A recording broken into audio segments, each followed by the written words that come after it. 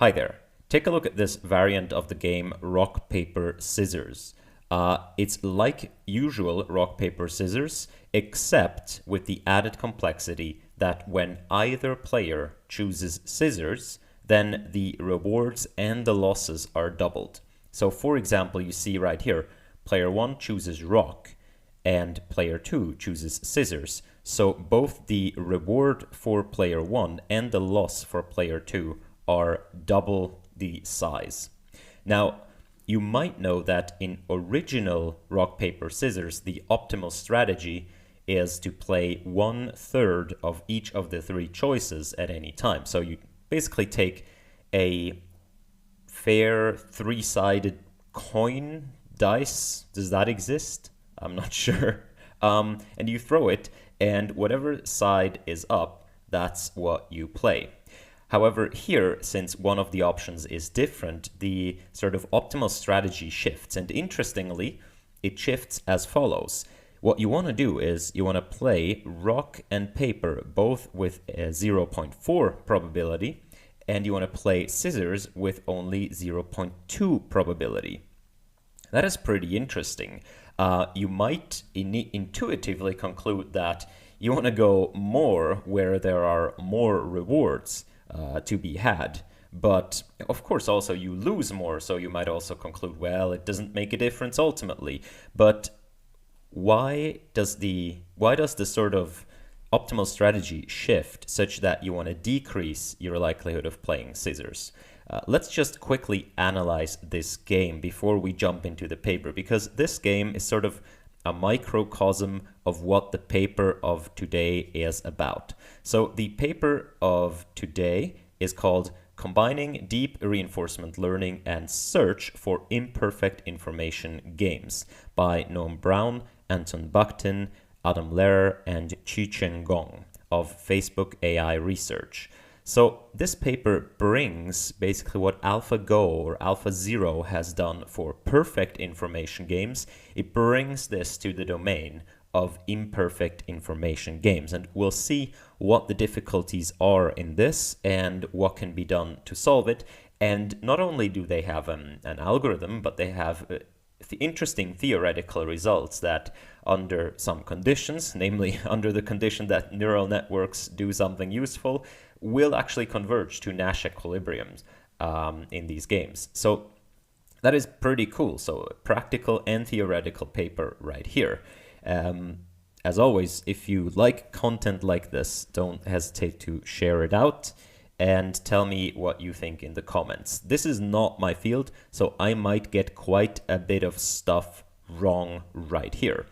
Also, if you haven't seen the Negreanu poker challenge, so I think it's the last video I did, be sure to check that out just to see how you have to think about situations like this. All right, let's get back to this rock, paper, scissors example right here.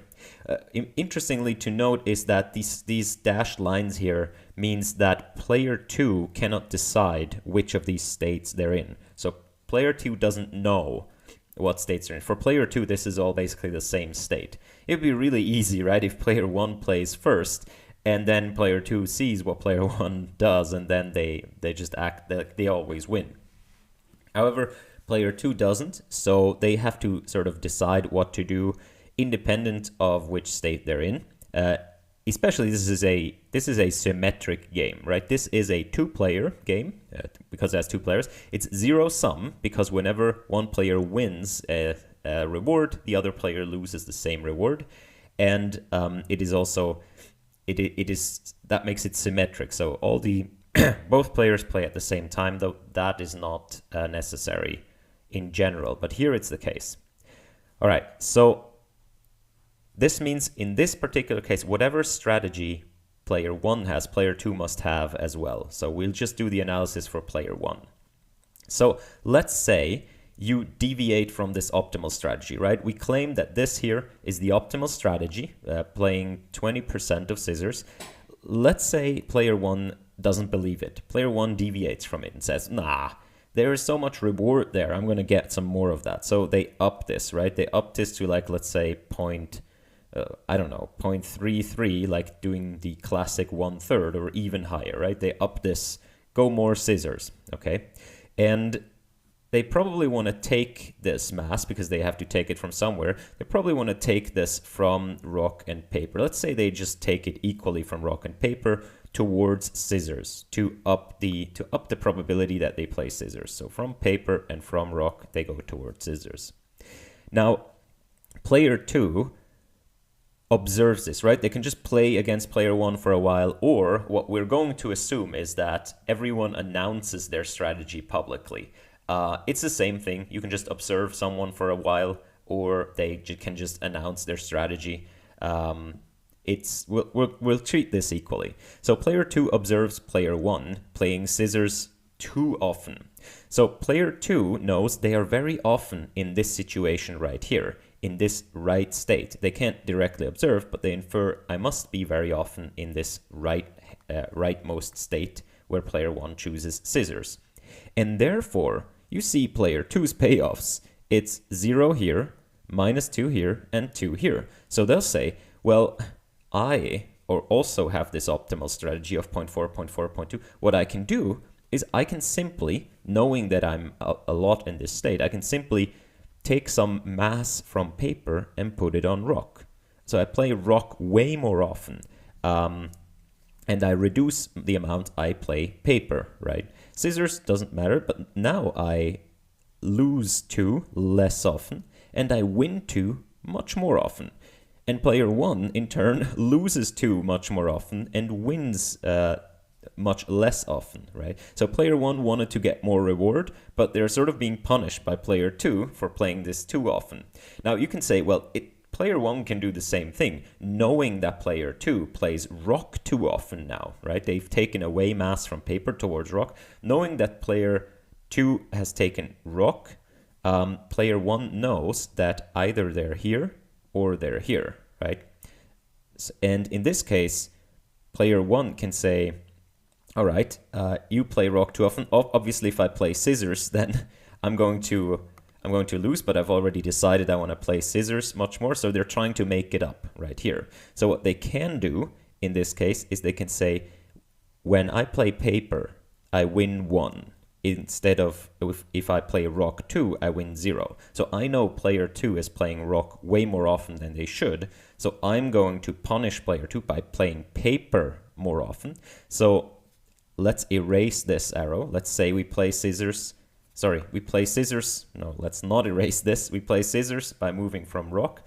And we also move from rock to paper. Like, we're almost never playing rock. We're just playing scissors more often because that's what we started with. And we're playing also now paper more often. So now we basically do the same thing that player 2 did to us. We are upping the likelihood of this thing happening and decreasing the likelihood of this thing happening. So now we can say, aha, now I play paper more often. Now I also win more often here, and you lose more often. But you see, because the rewards are doubled over here, the fact that player 2 can achieve this is much more meaningful than the fact that player 1 can achieve this, okay? And that's why player 1 will be punished harder for deviating here. So that's sort of how you reason about these strategies. So if player 1 will play this 0.2 too often, they will be punished harder than player 2 for deviating in response to that.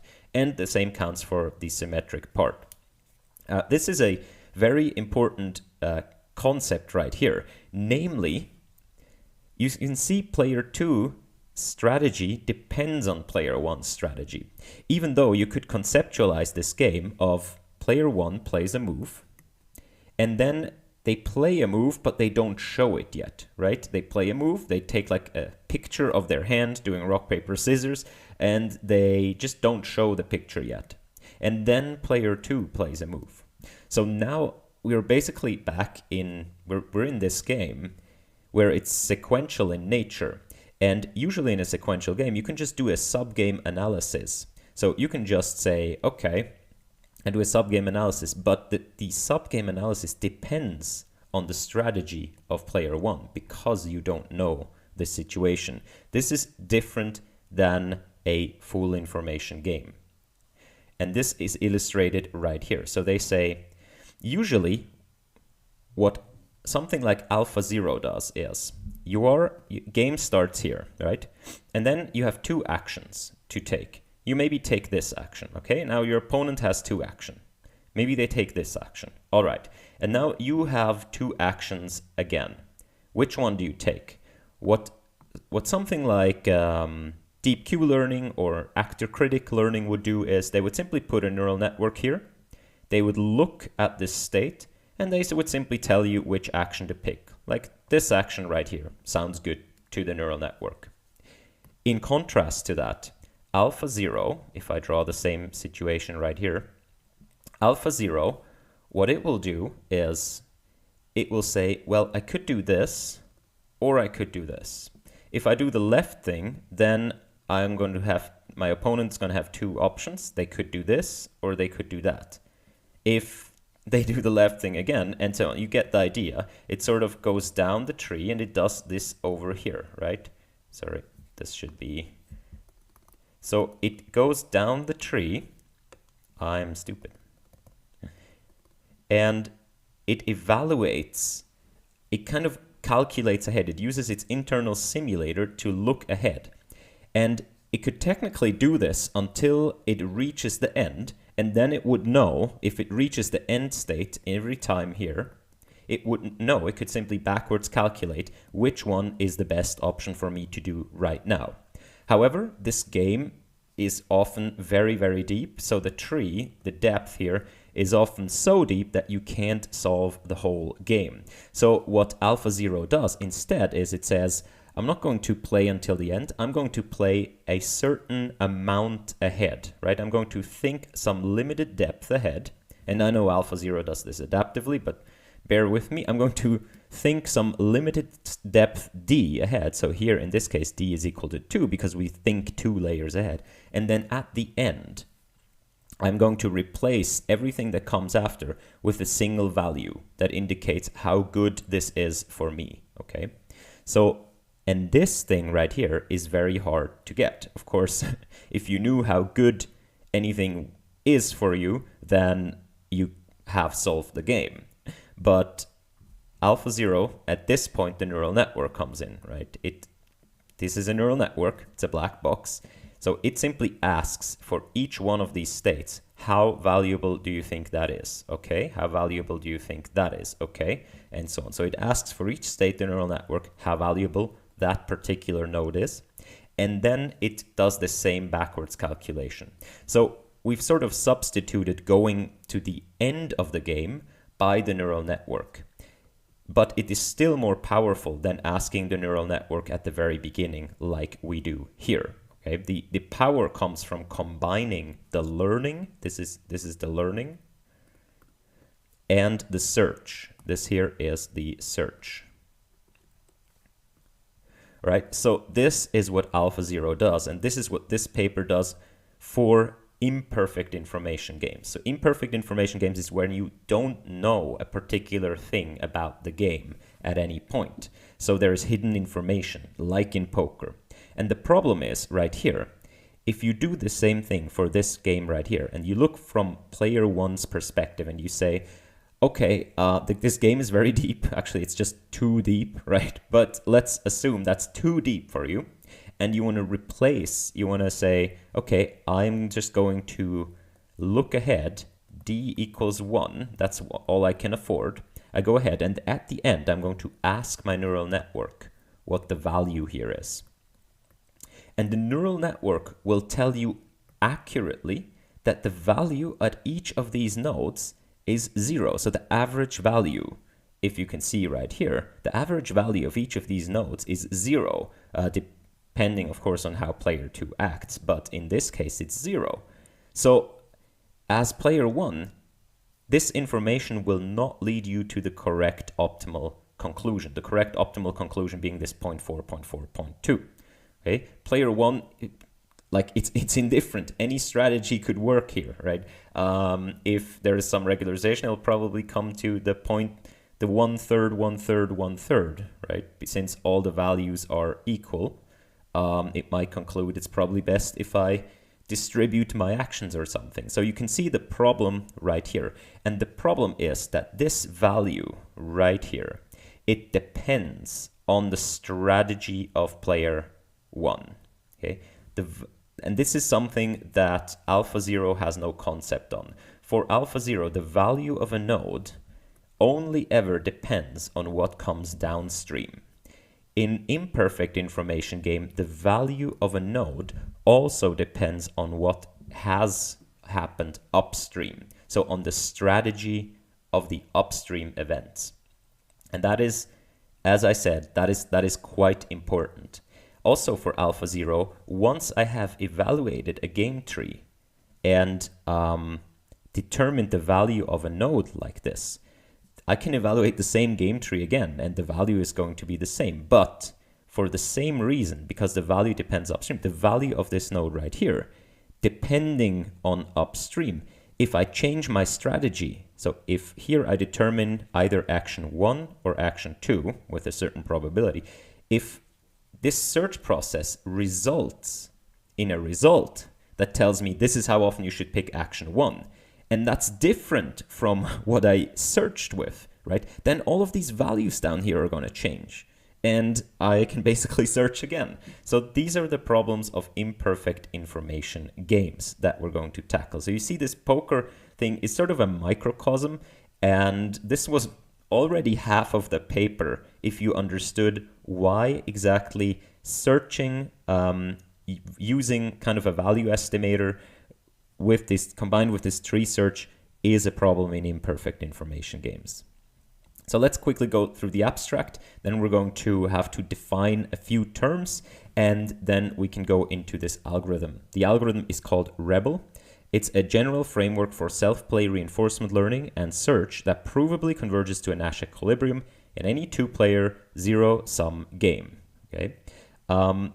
It says that in the simpler setting of perfect information games, REBEL reduces to an algorithm similar to AlphaZero. And they say we also show REBEL achieves superhuman performance in heads-up, no-limit Texas Hold'em poker while using far less domain knowledge than any prior poker AI. So last video I've had a comment which is correct, that it is not the best Hold'em AI out there as far as I can tell. However, it is a very performant one that uses very little domain knowledge of poker. So it, like AlphaZero, removed basically all domain knowledge out of the games it played. This bot right here, I think the domain knowledge is to the extent of it is given a limited set of bet sizes, even though it's kind of no limit Hold'em where you can bet whatever you want. It's given sort of a limited size of bet sizes, like half the pot, full pot, 2 times the pot, and so on, in order to make the actions discrete. I think that's just easier for this algorithm. But in any case, the algorithm is applicable pretty much anywhere where you have a 2-player zero-sum imperfect information game or perfect information. Okay, so let's shortly go over a little bit of background. So we're going to need some terms right here. The first term we're going to need is what's called a world state. So a world state is the state of the world. I know, easy, but it's quite important that to see that in poker, what is the world state? So in heads up, no limit Hold'em, there are your cards, you get 2. Your opponent gets 2 cards, right? And then there are board cards. Like at the end there are 5, but maybe there are only 3 or there are none yet, depends on the state of the game. So the board cards, you know, this is maybe an ace, a king, an 8. You know your 2 whole cards, which is maybe an ace and an ace. But you don't know your opponent's cards. Okay? We're also going to assume that the actions are always public for the purposes of this video. They don't, not necessarily for REBEL the algorithm, but for us, let's just say the actions are all public. So the world state is the fixed entire state of the world. So the world state would include your cards, the public cards, and your opponent's cards. So the world state is sort of like a super user can look at all of the cards. Okay, that's the world state. No one knows the full world state, but it still exists. Okay, what we also need is, so there's the concept of actions. There's an action space, which in poker is something like you can bet, you can raise, and so on. So these are your classic actions, and there is a transition function like in classic reinforcement learning. So the transition function depends on the world state and the action, and it gives you the next world state. And after an action, each agent receives a reward that is also a function of the world state and the action. Okay, so important to note that this is the reward you receive, but you don't know you maybe know the function, but you don't know the world state, right? So you can't explicitly sort of predict your reward. You can maybe predict the distribution. All right. The next concepts are the concepts of observation. Since we are in an imperfect information game, an observation and the world state, these are not the same thing. Like in chess, you need to look at the board and that's all there is. That's all there is to know. So the world state and the observation are the same thing. Here, there is the concept of private and public observations. Okay, so public observation is what everyone knows in each step, whereas private observations are things that are just revealed to you personally. In poker, the private observation is simply your 2 whole cards, and the public observation is the middle cards. So this is the public observation, and this is your private observation. So the private observation is different for each player, while the public observation is the same. I guess you could model the public observation as simply another player that doesn't get any whole cards, but you know, that's a question of semantics. All right. The observations can also include the actions that happen so far, just for completeness. If you like, you can get information about hidden actions and so on. There's lots of mathematical freedom here, but just the concept is you have private observations to each player individually, and then public observations. The subscript I here always denotes a individual player, while you see there is no such subscript in the public observations. All right, the next concept is a history, and a history is pretty much what you think. A history or a trajectory is a finite sequence of legal actions and world states denoted by this. So you can see it's simply the history of world states and actions that happened. Again, no one knows the history fully, but it is still the case. And I know you can, I don't know, quantum mechanics, many worlds theorem, blah, blah, blah. We'll just assume that whatever you don't know, these are fixed cards. They're actually there. They have a value, even though no one has looked at them yet. So the world state is defined even if you don't know it. So the first real interesting concept here is called an info state.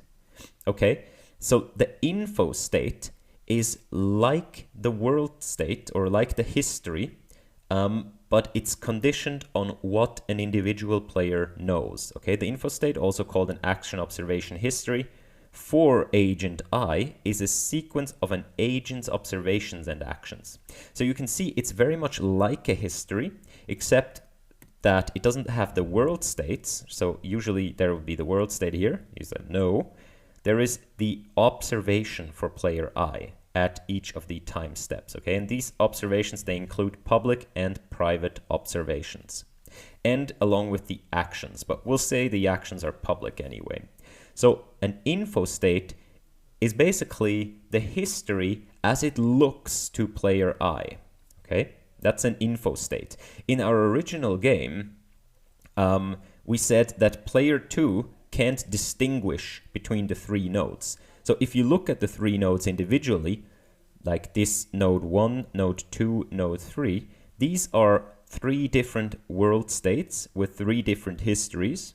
And to player 2, they're simply the same info state, because all all player 2 knows is that player 1 has taken some action. It doesn't know which action.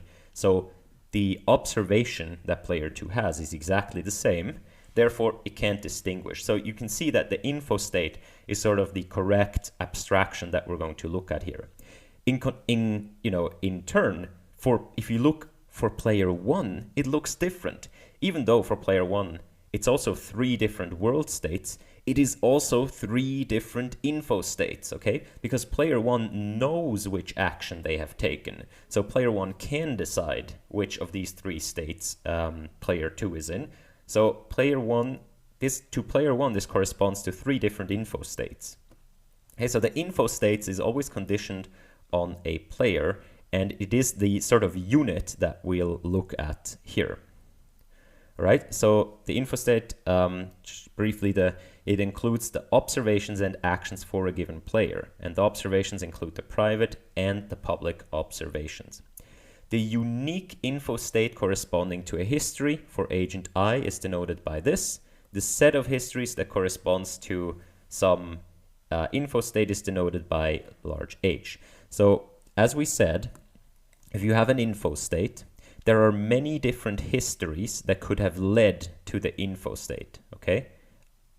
So there are many different, like there maybe, for player 2, it looks like 3 different histories that could have happened lead to the same info state, okay?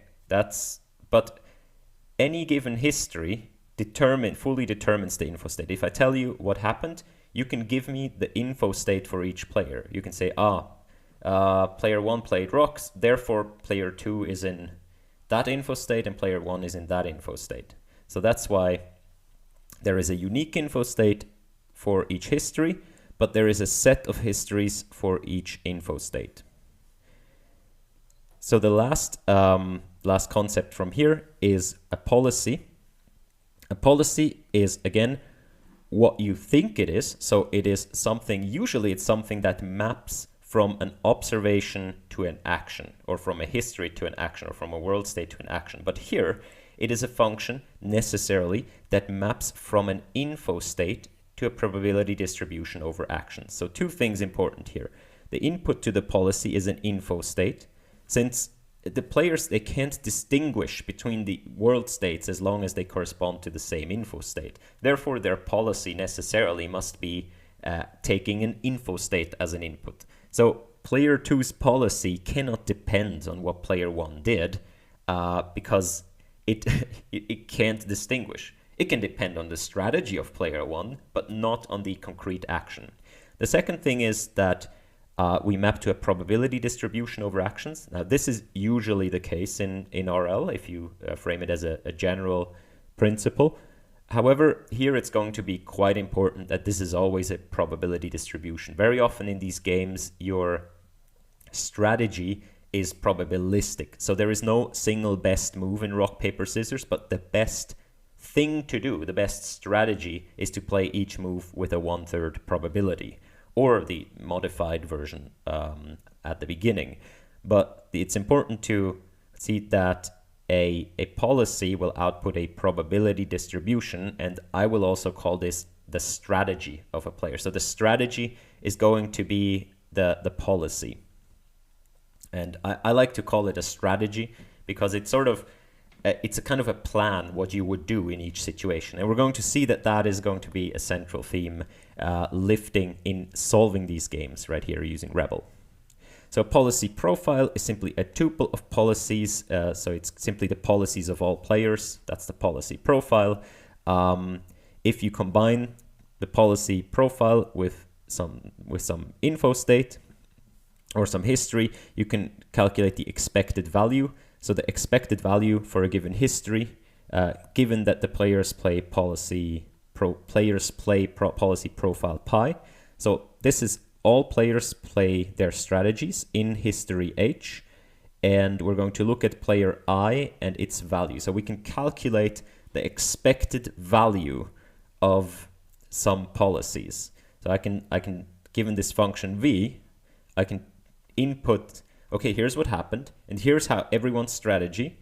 Now tell me in expectation what the first player is going to net from this. Okay, solving the value function is pretty much equivalent to solving the game. So if you give me a good value function, I can solve the game by simply choosing the next action that gives me the best value function. But there's a difficulty.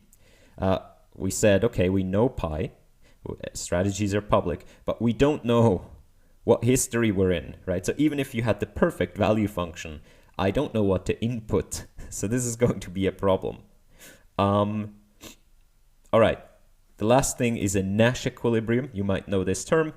A Nash equilibrium is a policy profile such that no agent can achieve a higher expected value by switching to a different policy. Our goal here is going to be to find a Nash equilibrium strategy for these games. And the Rebel algorithm is going to provably converge to a Nash equilibrium. All right.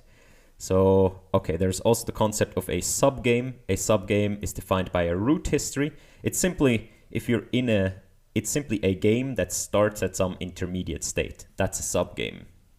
Okay. AlphaZero, for example, constructs subgames. In fact, it constructs these depth-limited subgames because you only solve up to a certain depth, and at that point, you sort of ask your value estimator what the value is. Okay. This is different in different things. Like you can also do this kind of Monte Carlo estimation where you just play one trace to the end and so on. But the notion is we iteratively construct these depth-limited subgames. That means we play for a certain depth, and then we evaluate at that depth. And the question is, how are we going to evaluate? Okay, so this is all sort of the build-up. So we've built up that we can't deal with world states like in classic games. We need to deal with info states, okay? And now, with info states, we have a problem. Namely, we can't use the AlphaZero algorithm again because it will result in the thing on the right, okay? Because if we simply ask our value estimator, even if it's perfect, it won't lead us to the correct strategy because the value estimator here is the wrong tool if we don't know all of the information, because of this fact that the value of a node doesn't only depend on the downstream actions, but also depends on the upstream strategies. Okay, so in an info state, we can't distinguish where we are, and that means our value estimations are going to be rather useless if we just apply this algorithm straightforward. So we need a way to transform a game where we don't know everything to a game where we do know everything. Okay, it sounds a bit weird, but that's exactly what we're going to do right here. So we're going to go from world states to public belief states. And the world states are sort of what we would like to have but don't know. The public belief states, those are going to be things that everyone knows. So if we go from world states to public belief states, we're going to be in a situation again where everyone knows everything, and therefore it is a perfect information game. It's going to be a different game, but if we find the solution to this different game, we're going to end up with the solution to this to the original game. For that, they ask you to imagine the following game. Consider a game in which one of 52 cards is privately dealt to each players. Okay, so you get a card, your opponent gets a card. One card. By the way, 52, for those of you maybe in different parts of the world, that's the number of cards in a standard card deck for like poker and blackjack and so on. I know different countries have different things. Like in Switzerland, you'll very often find 36 cards to a deck. But just that's why, because 52 appears like a bit of a weird number in any case. So on each turn, a player chooses between three actions: fold, call, or raise. So these are the sort of standard poker actions. You can either throw away your card if you don't like it, you can match the bet of your opponent, or you can put in some money or some more money yourself. And at the end, I'm going to guess yeah, here. Eventually the game ends and players receive a reward. So let's say whoever has the higher card wins all the money in the middle. Now consider a modification of this game in which the players cannot see their private cards. Okay? Instead, their cards are seen by a referee. On the player's turn, they announce the probability they would take each action with each possible private card. The referee then samples an action and on the player's behalf from the announced probability distribution for the player's true private card. And this is weird. So usually you'd look at your card like, I have an ace, okay, and then you come up with a sort of strategy. You come up with a policy. You're going to say, I'm going to raise with probability, ace is pretty good, so I'm going to raise with a probability 0.7. I'm going to call with a probability of 0.2, and I'm going to fold with a probability of 0.1. So this would be an appropriate policy, let's say, for getting an ace at the beginning, right? Maybe this goes back and forth a bit, and you might change because you might change your belief. You don't know what your opponent has. Okay?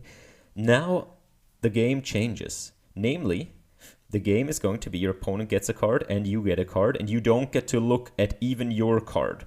So now you don't know your opponent's card and you don't know your card. But what you can do is you can announce to the referee. You can say, okay, referee, I am going to do this. If I have an ace, I'm going to raise with 0.7, call with 0.2, and fold with 0.1. If I have a king, I'm going to, okay, I need a bit more space. If I have a king, I'm going to raise with 0.6, I'm going to call with 0.3, and I'm going to fold with 0.1, and so on, until if I have a 2, I'm going to raise with probability 0, I'm going to call with probability 0.1, I'm going to fold almost all of it. Okay, so you get to announce your entire strategy to the referee. The referee, who is a super user, or I don't know, God, so, or I don't know, choose your favorite deity, sees everything, sees all the cards, right? The referee will take this entire table that you give it as input, it will go look at your card, it will see, it's a king or it's an ace, and it will then choose the appropriate subtable here for you, and then it will sample an action from that. So instead of you looking and just producing this table, you produce all the tables for all the things that you could have, and then the referee does the same thing for you, okay? And so does your opponent. And you simply do this. So now you see it's a bit of a different game. Namely, the actions are different. So the action is no longer that you produce, or sorry, the policy is no longer you simply look at what you have and you determine the probabilities. Now the policy is you spout out this table for all the things you could have, and in each case for all the things you could do. The important thing is, so they say, okay, when the game starts, each player's belief distribution about their private card is uniform, random. Also about the opponent's private card, right? However, after each action by the referee, players can update their belief distribution about which card they are holding via base rule. Likewise, players can update their belief distribution about the opponent's private card through the same operation. So it's important to note that this already happened before. So even if in the original game, you would update your belief about the opponent's private card according to base rule or whatever rule you want. You would simply try to infer what they have. Now the difference is you also have to infer what you have, depending on what actions the referee does. So you sort of treat yourself like a player, like a different player, like an opponent player that you don't know the private cards of. Thus, the probability that each player is holding each private card is common knowledge among all players at all times in this game. So that makes it such that you don't know your opponent's card, you don't know your card. You have to use sort of the same algorithm to determine what everyone has. So that means that all the knowledge is shared. Like no one knows the true private cards, but everyone knows the same things. Okay, so if no one knows, then everyone knows the same. It's a bit like probability socialism. No one has anything, everyone's equal. Sorry, that was a slight right there. So the important thing, they say, the critical insight is that these two games are strategically identical. Okay? That's very surprising, but if you think a bit about it, it becomes clear that your strategy up here is the same as down here. You simply don't fully announce it every time explicitly, but we said anyway that policies are public. Therefore, this game here is equivalent to this game. These are the same games. Okay? But the latter contains no private information and is instead a continuous state and action space perfect information game. Okay? While players do not announce their action probabilities for each possible card in the first game, we assume that all players' policies are common knowledge, and therefore the probability that a player would choose each action for each possible card is indeed known by all players. Okay, so and this you can even lift the restriction that you know or don't know the opponent's strategy. So you don't actually need to know it, but we'll simply assume that everyone knows everyone's strategy. They just don't know their private cards. So this is a new game that we've constructed where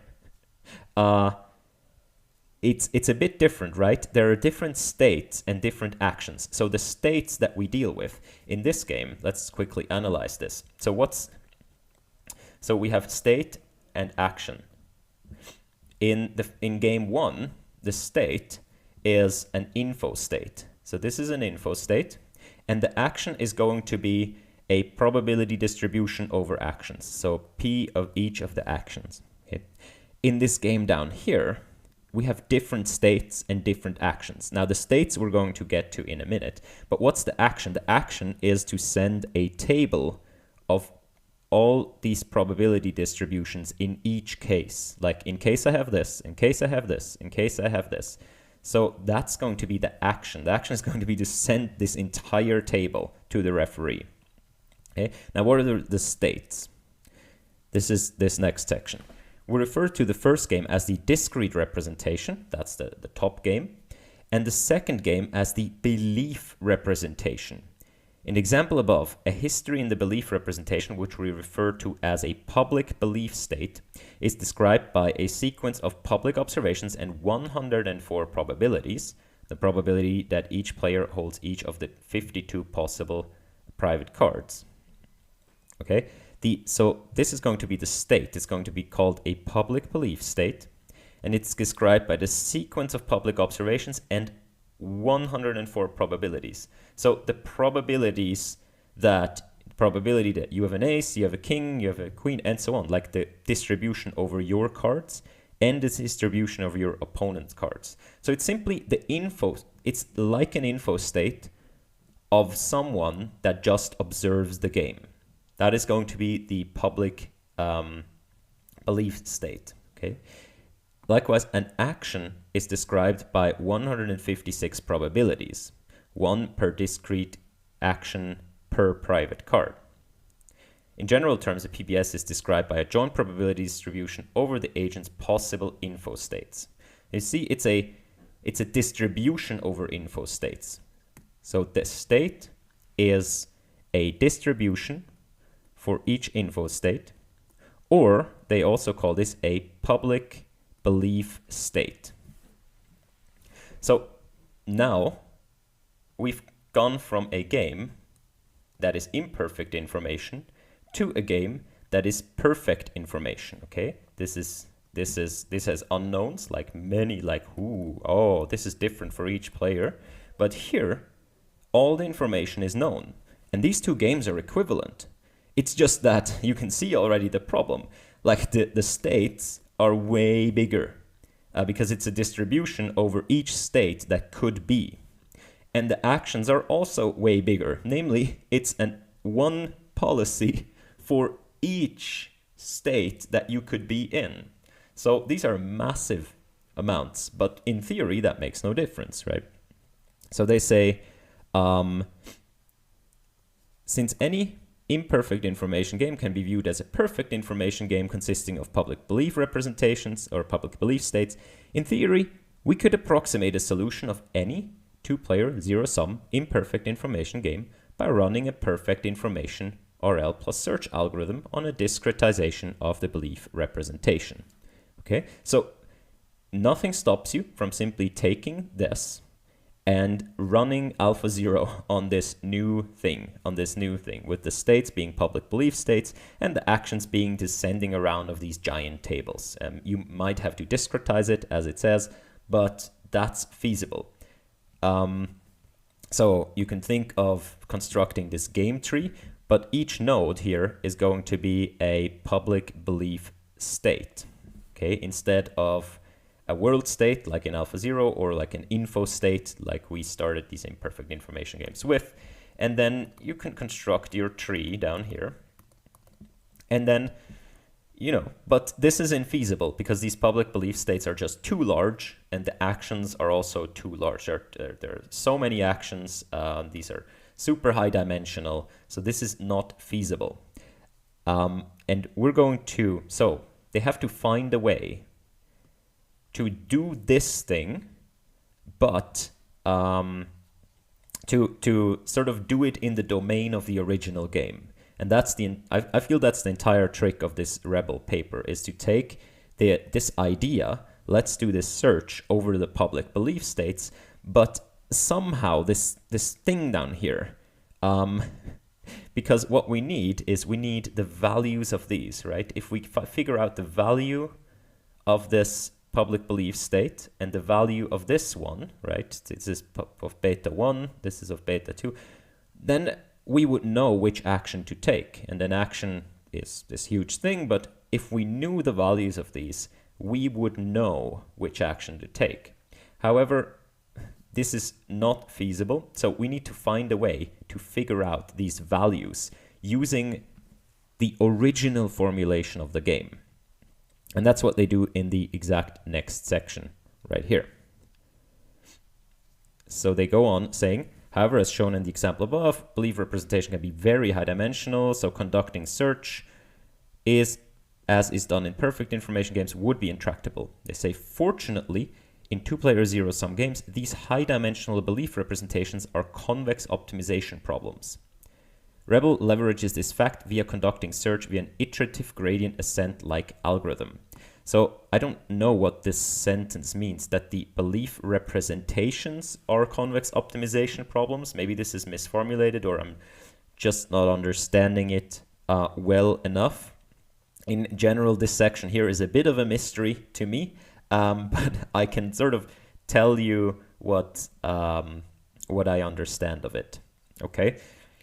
So they say Rebel's search algorithm operates on supergradients of the PBS value function at the leaf nodes rather than on PBS values directly.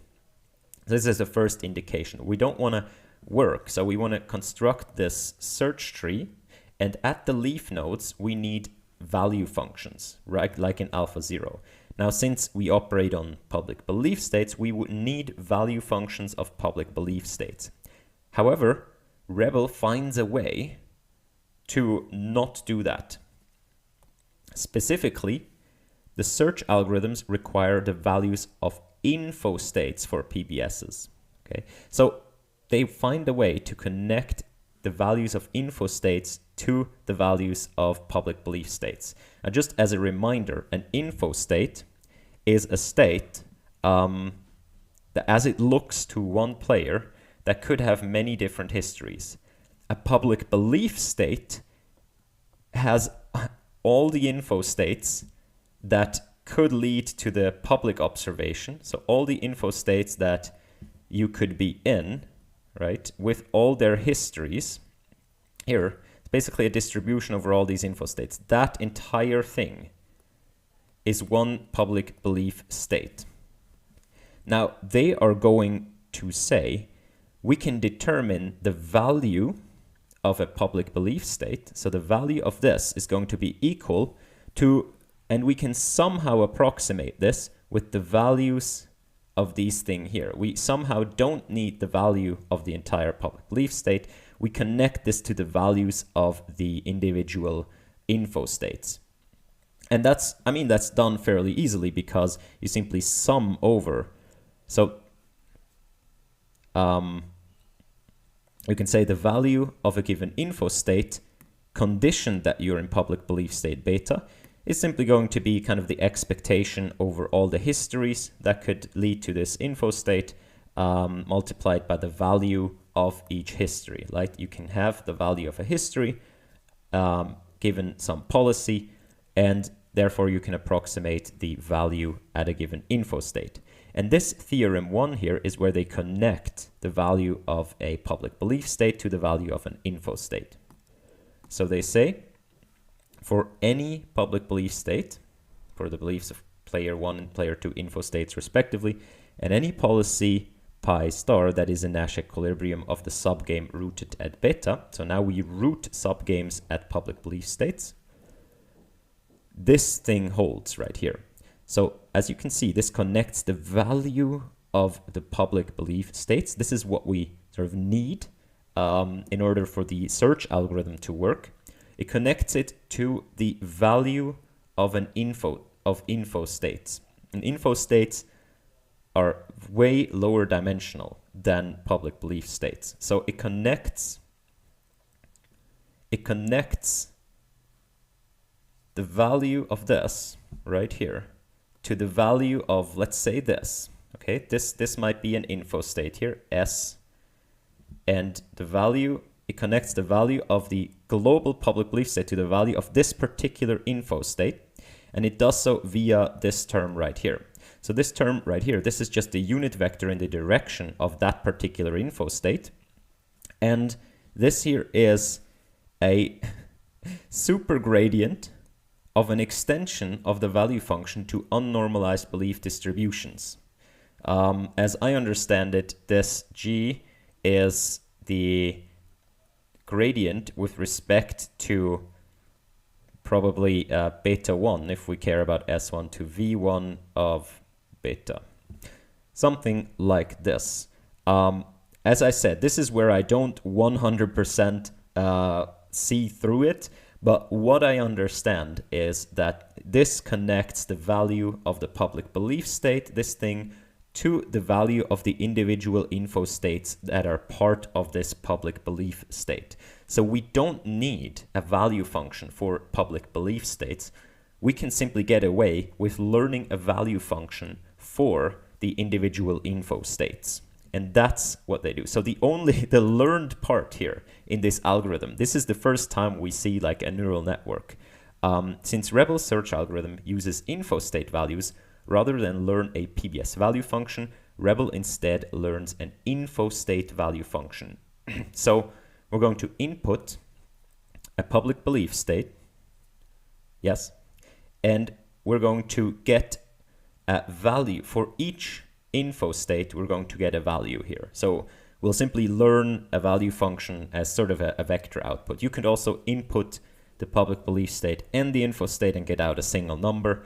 I guess that would turn out to be the same thing. Okay, so the info state value function directly approximates for each info state the average of the sampled values produced by Rebel at beta. So we're going to learn this in a sort of bootstrap fashion like AlphaZero does it, a bit like temporal difference learning. So what we're going to do in this algorithm is we're going to start out, then we're going to construct this sort of this subtree, and we're going to do this in the discrete representation of the game. Now that's the genius of the Rebel algorithm. We're going to sort of evaluate these things in the discrete representation, in the info state representation, and then we're going to be able to use what we find right here in order to determine the value of the next actions to take, as far as I can tell. Okay, so there is only one thing left to do, right? we need to know how does this step here work. So we said we want to do this tree search over the public belief states, but we can't. It's too cumbersome. Therefore, we can evaluate values of a public belief state, but we still need to determine the policies. And that's where the self-play reinforcement learning comes in. So bear with me for 1 second. This is going to kind of snap together all that we've looked at so far. In this section, we describe Rebel and prove that it approximates a Nash equilibrium. At the start of the game, a depth-limited subgame rooted at the initial public belief state is generated. This subgame is solved by running t iterations of an iterative equilibrium finding algorithm in the discrete representation of the game, but using the learned value network to approximate leaf values on every iteration. Okay, so it might seem a bit complicated, but what we're going to do is here's what I think happens, and this is a bit unclear to me. We're going to take any public belief state that we find ourselves in. They tell the beginning of the game, but any public belief state, okay? So the public belief state is maybe here, and it contains many different info states. Now, what I think happens here is that they may be sampling one of the info states, I don't know, or they may input the public belief state at the beginning. This is unclear to me. But then they're going to solve the game in the discrete representation. So they're going to use a classic solver to solve the game up to a limited depth, okay? So this limited depth is going to be sort of these steps into the future. This is going to be in the classic representation, so classic states and classic actions. Now, the solver that they use for this is counterfactual regret minimization. This is a solver that works with info states, okay? So you can actually use CFR to solve poker.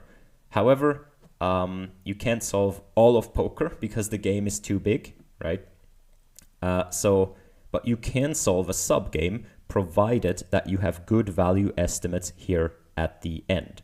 So that, since they use CFR, that leads me to believe they don't use the entire public belief state as an input to CFR, but they either maybe sample an info state or they actually sample one particular history that happened.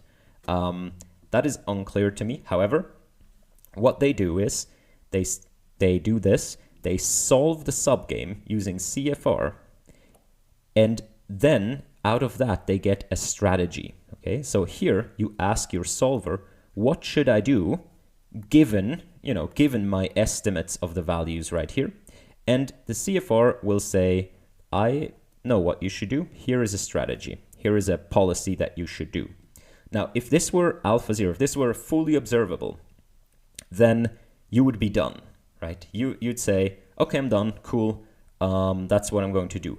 However, what we saw above is that your values right here, your values down here, they are dependent on what comes before you. Specifically, they are dependent on this strategy. Okay. Now, CFR, it needs sort of an initial strategy, okay, and it outputs a best strategy for the given values. But now that you have another strategy, these values here, they are no longer valid.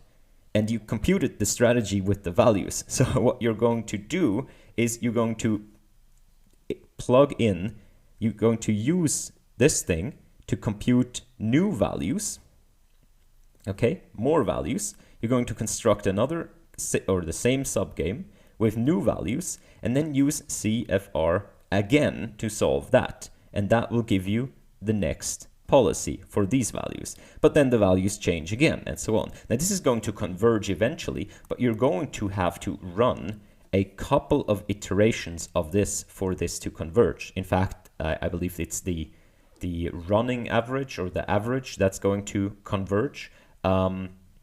But you're going to solve a number of these subgames. okay, until you reach the actual best strategy. And you're going to do that down the game tree. So from this thing, you're going to construct subgame. You're going to construct 1, 2, 3, updating the values, solving it. And then once you have it, you sample some state in between. From that, you're going to solve the subgame again, 1 time, 2 time, 3 time, and so on until convergence, and so on. So this multiple solving of the same subgame, that's what we have to do. So it is the price we have to pay for solving the game in the discrete representation, because we can't solve it in the belief representation because it's too big. There we would only have to solve it once, but here we have to solve it multiple times. So this is the entire algorithm right here. You can see while we're not in a terminal state, we're going to construct a subgame and initialize some policy, and then for each step we're going to do first, we also set the leaf values. So this setting of leaf values, that's simply forwarding, like if I know the policy, I can go set the leaf values using my neural network, right? My neural network can tell me what the value at each of the leaf nodes are. That's what we train it for. So in the set leaf values, there is a neural network. You see this by the fact that there are parameters right here. And then we're going to do repeatedly the following two things. Update policy. So this here is where we use the solver, Searchfor. So we determine the best policy given the current value estimations.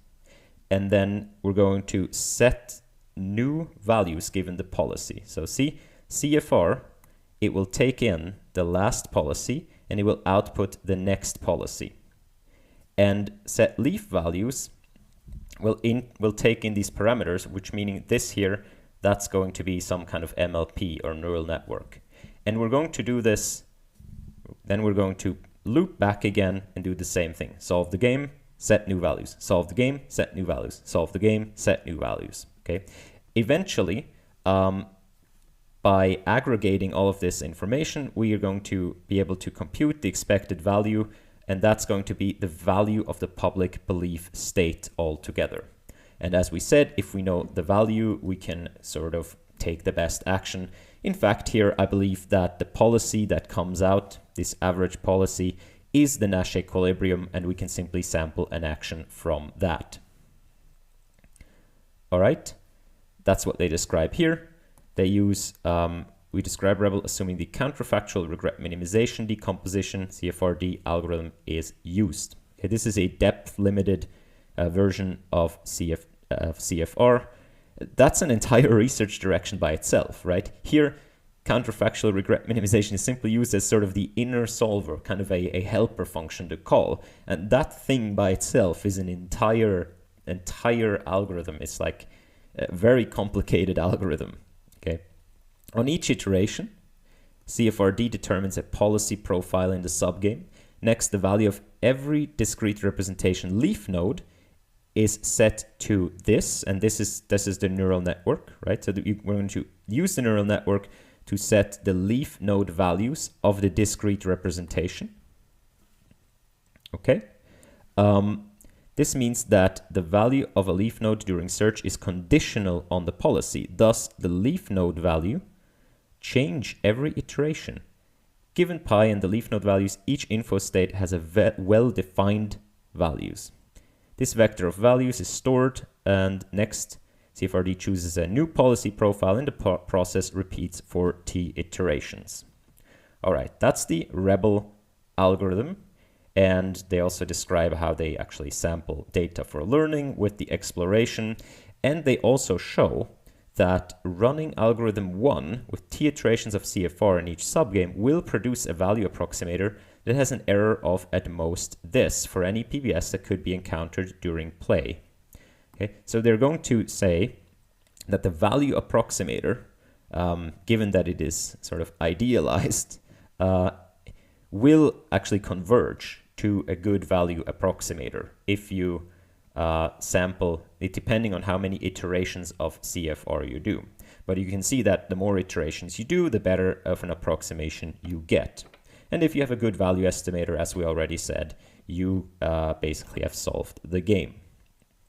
The last thing is that they determine, now what do we do at test time? You might not have thought of this. This seems sort of obvious if you know AlphaZero, but they determine that at inference time, you can simply run this same algorithm, except you don't want to produce training data from it. You don't want to learn anything. You simply want to run this algorithm too. If you run that algorithm at test time, that will actually give you a Nash equilibrium.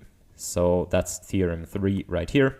If algorithm 1 runs at test time with no off-policy exploration, a value network with error at most this and this, and was trained as described in theorem 2, with t iterations of that, then the algorithm plays this kind of approximation Nash equilibrium, where C1 and C2 are game-specific constants. Okay, so you can see right here that the Nash equilibrium is going to be perfect depending on how many iterations you do, and depending on, I believe, how accurate your neural network is. Yes, your value network error.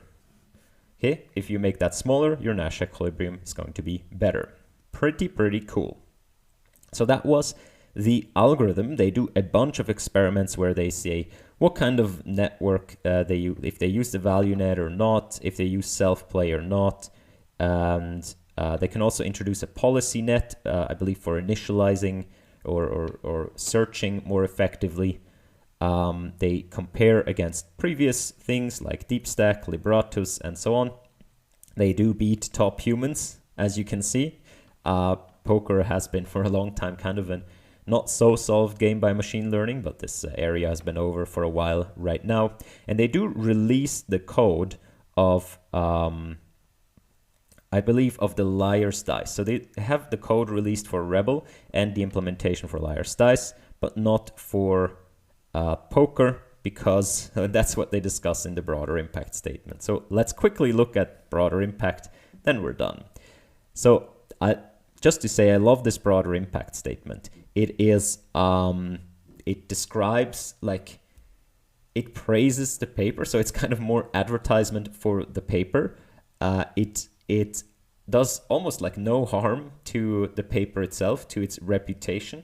It is actually accurate. So this broader impact statement actually makes tangible predictions, and it doesn't go beyond it mostly doesn't go beyond the tangible things you can say about this algorithm. And it actually has as a conclusion an action that they take. So, and further, it is nothing like what the original specification of broader impact statement says, and that makes me happy. So good job on this one.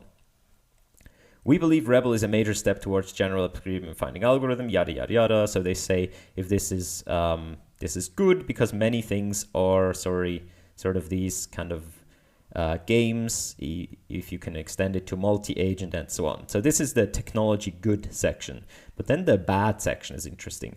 The most immediate risk posed by this work is its potential for cheating in recreational games such as poker. While AI algorithms already exist, they say why they are better, why this particular algorithm could be used for cheating, where the others can't be done so easily. By the way, this algorithm, by nature of performing these searches over and over again, it needs a lot of compute. Like, it needs a lot of compute. The learning isn't the problem. The problem is performing these searches over and over and over again. Yeah, so it's not super easy to replicate. Like, don't try this at home. However, if they were to release the pre-trained network, that would make it easy. And they also say if they release the code, that would maybe make it easier to cheat. If you can simply run, maybe, you don't have the hardware, but given massive poker winnings, who knows? Retraining the algorithms to account for arbitrary chip size requires more computation than is feasible in real time. That's about the other algorithms. However, Rebel can compute a policy for arbitrary stack size and arbitrary bet sizes in seconds. So that's at inference time. Partly for this reason, we have decided not to release the code for poker. We instead open source our implementation for Liar's Dice, a recreational game that is not played competitively by humans. Okay, so it's a concrete prediction of the impact of this work. It has a concrete action to kind of its conclusion, and it doesn't dabble in who know if we now solve these two-player imperfect information games, then surely in the future bombs will fly and stuff like this. Yeah, good job on this again. All right, so this was the overview of the paper. We started with the notion of info states, and info states are kind of like states in classic reinforcement learning. And we determined that we can't really use the sort of AlphaZero way of doing things because the value of info states not only depends on downstream things, but also on upstream things. And the values here, yeah, that makes the values at the end of the tree not constant. And that means we can't really use that, as we saw in this poker thing. Then we converted the game from an info state representation to a public belief state representation, where now it's again a everyone knows everything game. Therefore, we could use the AlphaZero way of doing things. However, since the states and the actions are so large, because it consists of these giant tables of numbers, we can't use the AlphaZero for computational reasons. Luckily, they find a way to connect the value function of public belief states to the value functions of info states, and therefore we can use a solver in the discrete representation to approximate or to use in this search procedure, as long as we run it multiple times and sort of keep updating its values. By doing that, we can use this in this self-play, simply iteratively doing this in each step, and we can use bootstrapping and play, as we said, self-play between two agents, and that will provably converge to a good value function and to a Nash equilibrium. All right, that was the paper. Thanks for listening. I'll see you next time. Bye-bye.